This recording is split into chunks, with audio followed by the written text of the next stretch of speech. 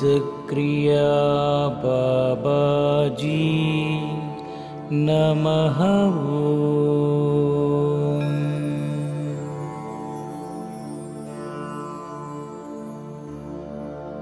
ओम सिद्धक्रिया बाबाजी नमः।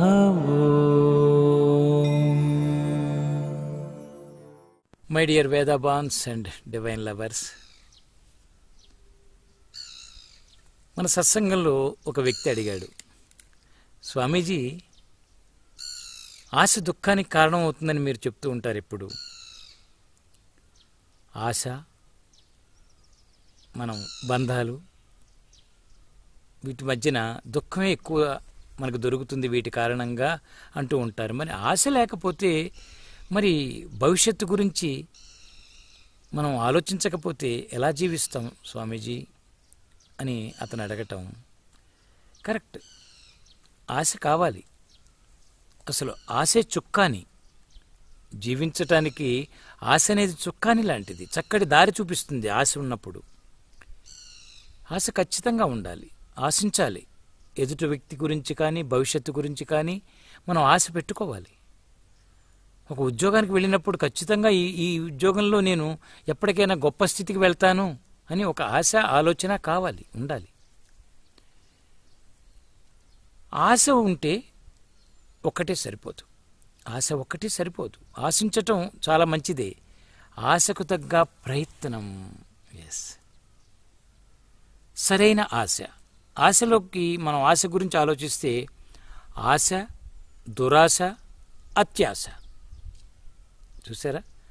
ఆశించటం, దురాశను పెంచుకోవటం, అత్యాశకు వెళ్ళిపోవటం, మూడు వచ్చేస్తాయి. ఆశ మామూలుగా ప్రారంభమవుతుంది.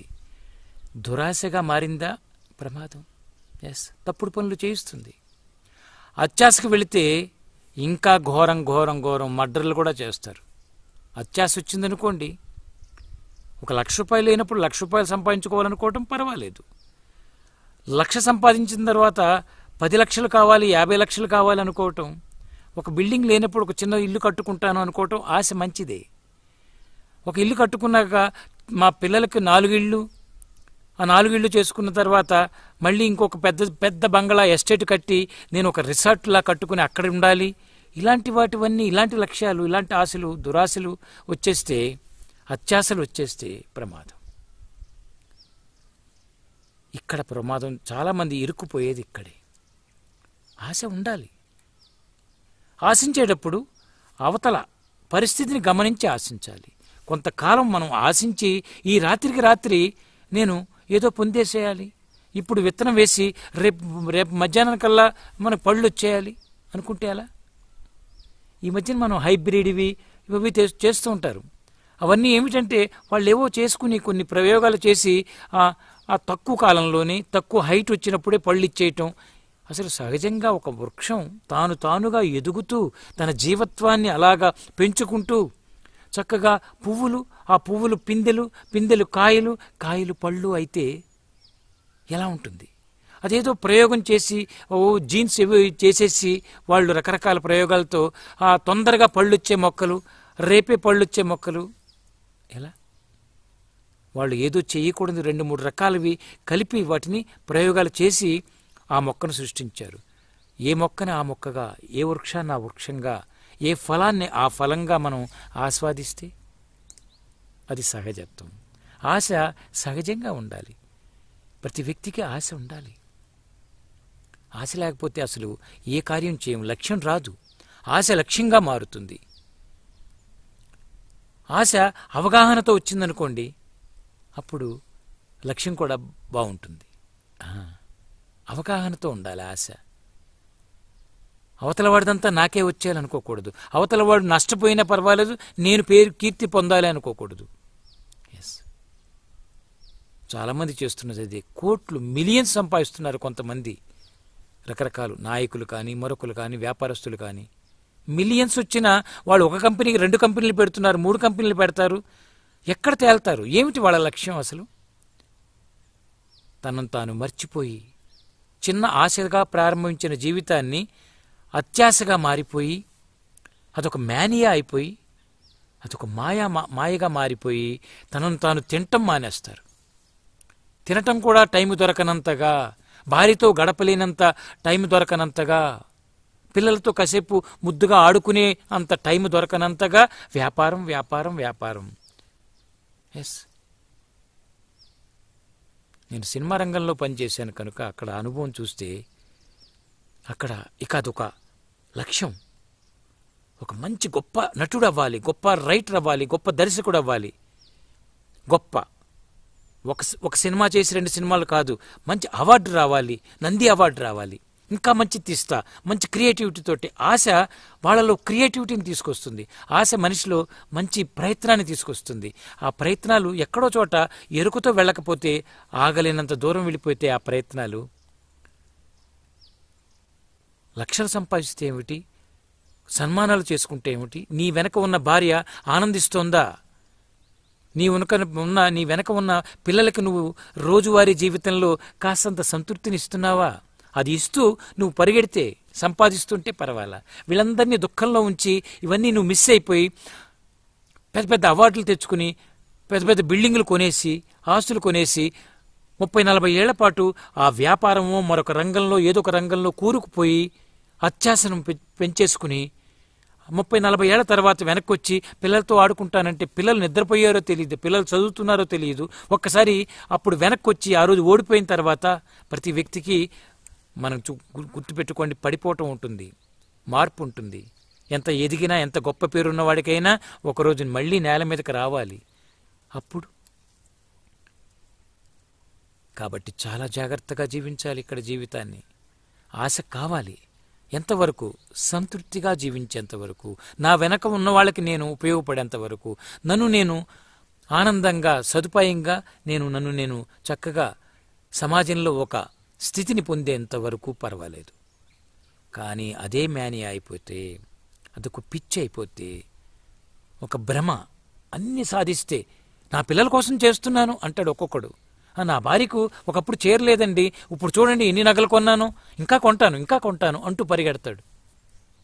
నీ భార్య ఒక చీర అడిగింది, 2 చీరలు అడిగింది, నిన్ను నష్టపోయేంతగా చీరలు అడగదు ఏ భార్య.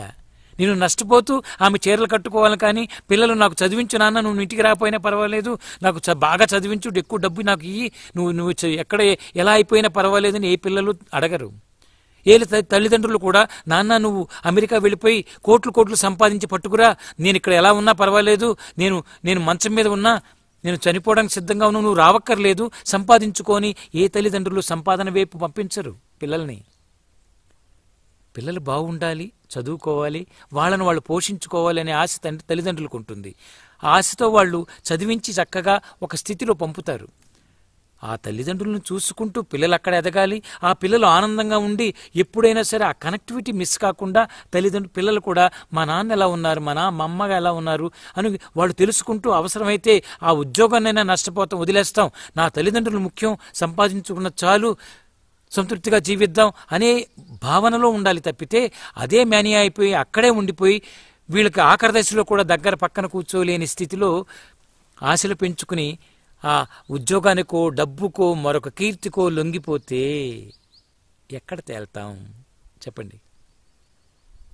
ఆశ గురువుల దగ్గరికి మెల్లిగా చేరతారు, చిన్న చిన్న భావాలతో, మాకేమీ లేదు బాబా, కొంచెం దారి చూపించండి, ఆ ధైర్యాన్ని ఇవ్వండి, నాకు కోపం ఎక్కువైపోయింది, నాకు క్రోధం ఎక్కువైపోయింది, నాకు తాగుడు లాంటి బలహీనతలు వచ్చాయి, వీటి నుంచి బయటికి తెస్తే నేను ఆనందంగా జీవిస్తాను, ఇది గురువులే చెప్తారు కనుక గురువులే ఇవ్వాలి అంటూ దగ్గరకు వస్తారు మా దగ్గరికి.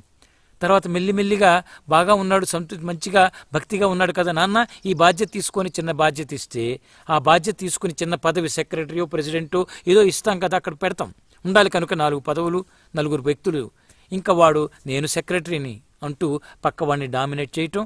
ఆ భక్తులు వచ్చే శిష్యుల మీద కూడా మొదట్లో వీడు శిష్యుడిగా వచ్చి చిన్న గురు కృపతోటి గురువు వాడిని అనుగ్రహించి చిన్న పదవి ఇస్తే, వీడు ఆ పదవిని ఆధారం చేసుకుని ఇంకా అందరి మీద వీడు ఆధిపత్యం.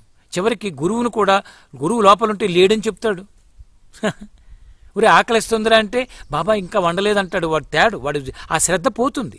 మొదట్లో అసలు అడక్కముందే గురువుగారికి 12 అయింది, అయ్యో పాపం ఆయనకి ఏదో పెట్టాలి, ఆయన మంచినీళ్ళు ఇవ్వాలి అని సేవ ఉంటుంది. మెల్లిమెల్లిగా ఈ పదవి, వ్యామోహం, అహంకారం వచ్చిన తర్వాత ఆ శిష్యుడు కాస్త రాక్షసుడు అవుతాడు. గురువుకే పంగనామాలు పెడతారు. ఆశ్రమాన్ని ఎలా లాగేసుకోవాలో చూస్తున్నారు. కొన్ని ఆశ్రమాలు అలా ఉన్నాయి. ఎస్, గురువు తత్వం ఒకటి. ఆయన కష్టపడి ఒక్కొక్క ఇటుక పేర్చుకుంటూ ఇటుకలు చక్కగా కట్టుకుంటే వీడు అమాంతంగా లాగేసుకోవాలి. ఆయన తత్వాన్ని అనుసరిస్తే ఆయనే ఇస్తాడు. ఆయనకు వారసులు ఎవరు అంటే తనను అనుసరించేవాడు, తన తత్వాన్ని ఆచరించేవాడే కదా. ఆయన ఖచ్చితంగా ఇవ్వటం కోసమే కడుతున్నాడు, ఎవరికొకరికి ఇస్తాడు. ప్రపంచంలో వదిలేయటానికే ఆయన అవన్నీ చేస్తున్నాడు. కానీ ఆయన ఉండగానే ఆయన తత్వాన్ని, ఆయన్ని కూడా బంధించి ఆయనకి ప్రమాదం చేయటానికి కూడా వీళ్ళు వెనకాడరు. ప్రమాదకరంగా మారిపోతారు. ఎప్పటికైనా శిష్యుడికి, ఏదో ఒక శిష్యుడికి, మంచి శిష్యుడికి ఇచ్చి నాన్న కంటిన్యూ చేయి మన పరంపరని చేయటం కోసమే. కానీ వీడి అత్యాశ ఉంది చూశారు, దురాశగా అత్యాశగా మారిపోగానే దురాశ అత్యాశలు 2 మహాప్రమాదం. ఆశ మంచిది, భగవంతుని పొందాలనుకోవటం మంచి ఆశ. ఆ ఆశ మంచి లక్ష్యం, మంచి ప్రయత్నం, మంచి సాధన చేసుకుంటే భగవంతుని పొందుతాం. భగవంతుని పొందాలనుకుంటూ గుడికి వెళుతూ ఆ గుడిలో లింగాన్నే కొట్టేయాలనుకుంటే చూడండి, కొంతమంది అలాంటి మార్గంలో వెళుతూ ఉంటారు. అలాంటి దుష్కర్మలు వాళ్ళు చేస్తూ ఉంటారు. కాబట్టి ఆశ చాలా అవసరం. ఆశే జీవింపజేస్తుంది. ఆశ ఉండాలి, కలలు కావాలి. You dream something. ఒకసారి ఒక డ్రీమ్, మనం ఒక కళను కన్నాక ఆ కళను ఎలా పెంచుకోవాలో, దాన్ని ఎలా నిజం చేసుకోవాలో ప్రయత్నం చేద్దాం. మనలో ఉన్న శక్తుల్ని వాడదాం, మనలో ఉన్న సత్యాన్ని వాడదాం. అలా వెళ్ళాలి, అలా జీవించాలి. కాబట్టి ఆశ తప్పు కాదు. దాన్ని దురాశగా మారకుండా, అత్యాశగా పెరిగిపోకుండా, జీవించటమే కోల్పోతూ, జీవితాన్ని కోల్పోతూ మనం ఆశను ఆధారం చేసుకుని మనం వెళ్లకుండా చక్కగా ప్రతి క్షణం ఆనందం, సంతృప్తితోటి మనం జీవించే ఆశలను పెంచుకుందాం. ప్రయత్నాలు చేయండి మీరు హాయిగా. అప్పుడిక గెలుపు మీదే, ప్రతి క్షణం గెలుపు మీదే అవుతుంది. ఆశ ఆనందాన్ని ఇస్తుంది. మంచి ఆశ, సరైన ఆశ అయితే సంతృప్తినిస్తుంది. పక్క వాళ్ళకి సహాయం చేసే శక్తినిస్తుంది ఆశ, ప్రయత్నం. Okay, thank you. I love you. All the best. Happy.